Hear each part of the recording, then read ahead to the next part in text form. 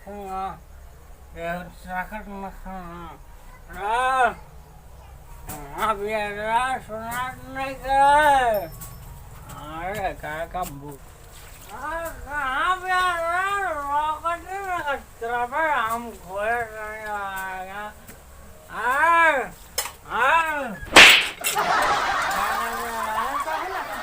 पी के तरस तो एकदम हम परेशान रहतनी एकदम आस पास पड़ोस जितना लोग बाटे सब के थूकत रहत है तार चार अबे बर्तन में का मजा आई तू का पी के आई बड़ा का बड़ा पी के कहां से पैसे मिले थे पिए खातिर मैं कान में के नाक में के कुल बेच देला नाती तू नहीं अभी तार चैन नहीं मिला चार टन हम का खाली बकात रहत रह दिन भर तू 50 रुपया 50 गो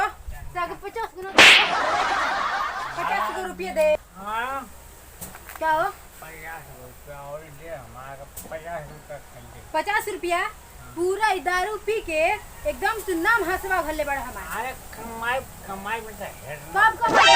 हेडना कब कमाई बा एकदम नाम हंसा के धले बड़ा तू अरे 50 एकदम रास्ते मुश्किल कर बड़ा 50 तारो के तो धो के दबा 50 रुपया दे कमाई में दे तो हेडना पैसा तू कब कमाई बा हेतना पैसा हेतना कि नमो होके चाहिए ना 50 तू पूरा एकदम ना हंसा के तू चिंता मत कर देख द्वार पर 4 गो स्कॉर्पियो लिया दे में स्कॉर्पियो इतना हमारे में दम बा इतना दम बाटे ना कि तू नहीं मैं ना कान के कुल बेच दिहला पी के आई लइके बड़ा सा कन के चढ़ी नहीं के कुल नहीं हरे लिया लिया के करतनी खाली 50 गो तो 1 रुपया ना दे आई वाली स्कॉर्पियो खड़ा कर आज तक तार कमाई जनबे ना करी कुल नहीं हर से ले लेके आया के करतनी स्कॉर्पियो आ तू एती खड़ा कर दे लिया के हां सर मत करावा पी के आके जो ड्रामा उतरले रहता रह एकदम नाम हंसा बलोर ले आउटन चार रे अब बलोर के अगला सीट पर हमारी बच्चों के सजनी आपन दे हमारा से नहीं के आई बोलोरो चलाई अरे तू टेंशन मत ले हां टेंशन मत ले हम बोलोरो केना हां की ना आई भुया बैठ के तू बोलोरो चला आज तोरा के बैठ के तीन बतिए नहीं तू रही रहा किसियो मत ना तू दूर ही रह हट के बोलोरो किनाई यही बना बोलो अब बोलोरो किनाई अब बोलोरो पटो के बैठाई एकदम हम ड्राइविंग करावा 50 रुपया एक तक फुटी कौड़ी ना देखो अरे हमको 5 रुपया नाती तू ना फुसला अगला सीट पे बैठावे खाती पैसा मांगता खाली फुसलाओ जरा तू हमके हम आटनी के स्कॉर्पियो किन देम ठीक है तो 50 रुपया हमरा लगे नहीं खे नाती तू नहीं कुल बेच गला इहो लेके आइल बानी इहो के बेचबो तब जे खाली दे तोरा के हेतना पैसा ले कमा के मैं तोड़े के न दे आज तक सारा कुछ जानबे ना कर तू आई बड़ा जब पैसा कमा के देबे दे ना नहीं के हमारे लगे है नहीं तब देम कहां से अरे तुम टेंशन मत लो हम कहे हैं ना तुमको बोलोरो किन देंगे ना तू दोगला के चोदल कुल बेच घल घर दुआर बेचबो ना कान में के गाना गुरे कुल बेच दिला घर दुआर ते बेचबो टेंशन मत लो अरे भाई हमारे को बेच देना अरे भाई का कहलो घरवा में डरावा पहले बोल हमारा तो समझे में लिखे आवत ए आदमी बड़ा यार आप पी के रोज तमाशा कर ले मैं तहां लोग के मारे जो में हमनी के ना रही जा रुका मरने बोलावो ना तुम यही तरह पी के तू दिमागवा खराब कर मत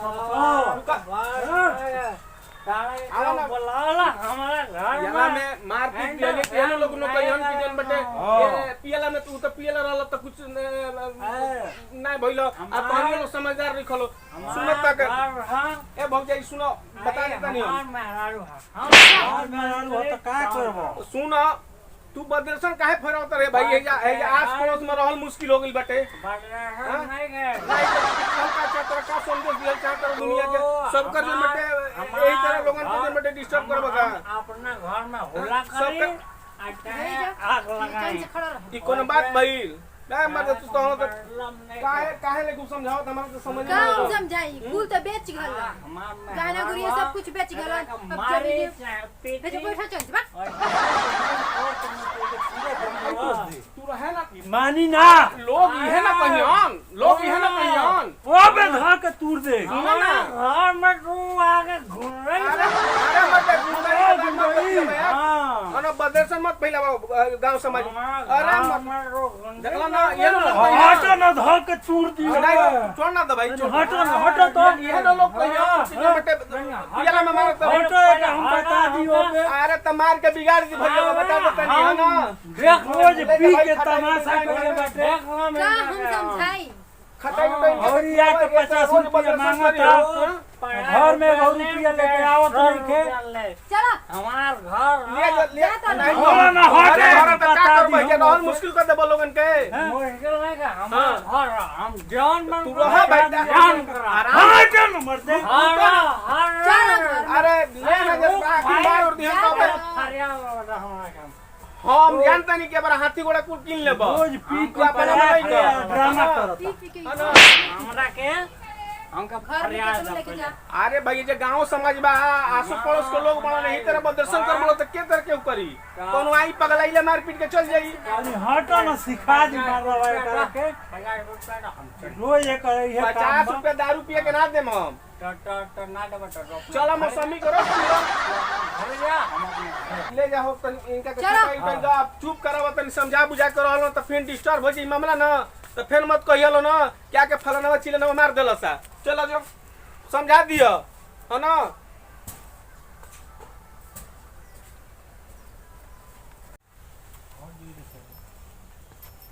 उठबा कि ना अभी तार बेरा नहीं खे भइल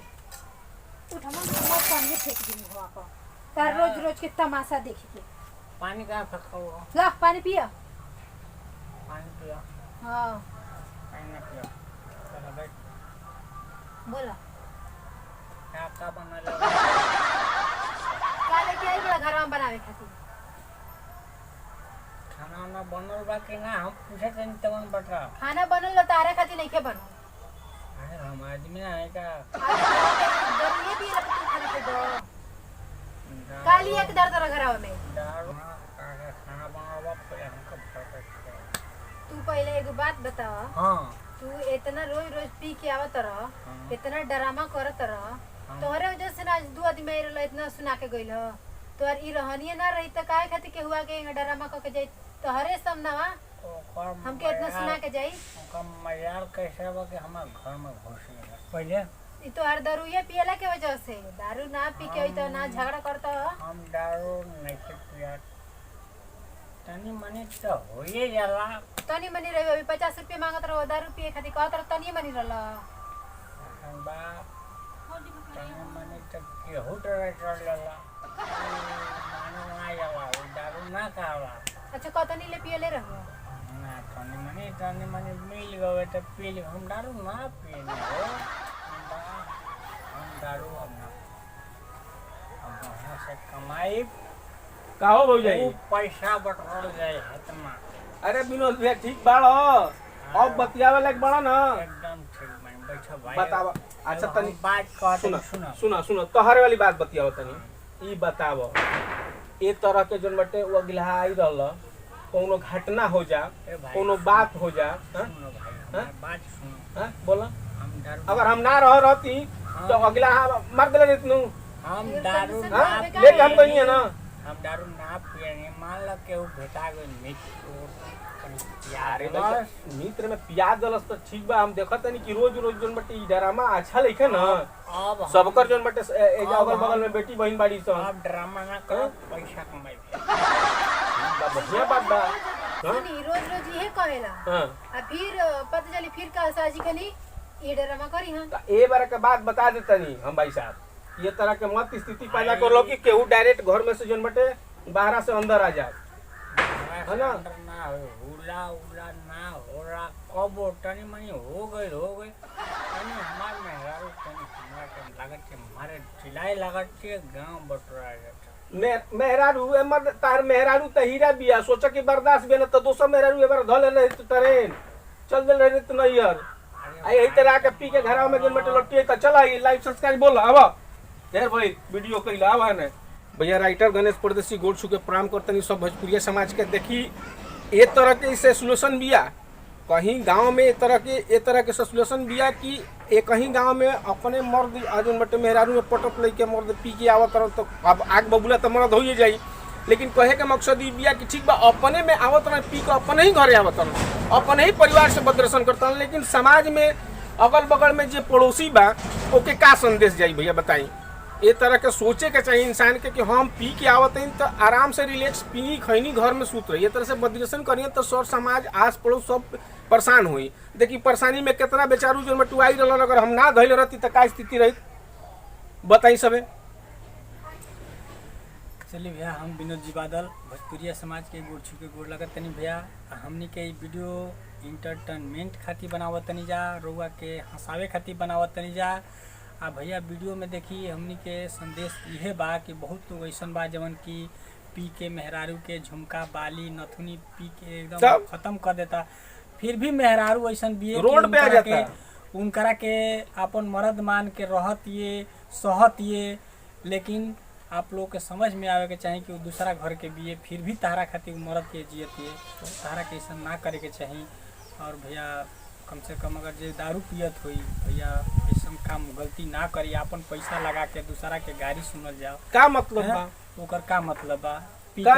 पी के नारी में ढिमला जा पी के मुंह में ढिमला जा दोसर गाड़ी देवा अपन पैसा लगाओ ऐसा काम कैले के का जरूरत बा वही पैसा के रुआ मुर्गा ले आई